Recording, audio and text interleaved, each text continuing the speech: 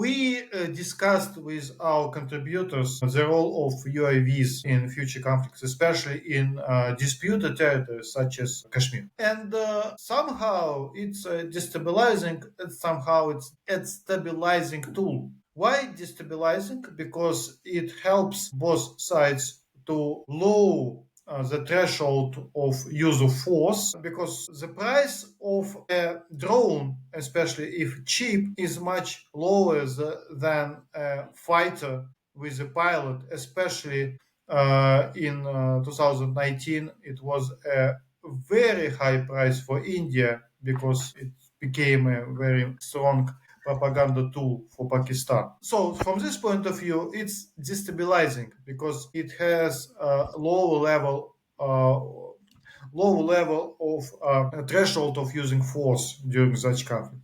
But also, it's quite stabilizing because despite the fact that countries are easier to use these platforms during conflict, it doesn't mean that they have a higher risk of using their troops, pilots, and military people during such conflicts. So it's more about targeting, for instance, runways, for instance, what we could see by example of India when during secondary and strikes they focused on such things, trying not to hit troops but rather installations. So it means that India and Pakistan try to establish new rules of engagement. And I don't mean the Modi and political level. I mean the military level. Military, yeah, yeah, yeah. Yes, because for them it's always important to have the predictability of the further development of their engagements. That is why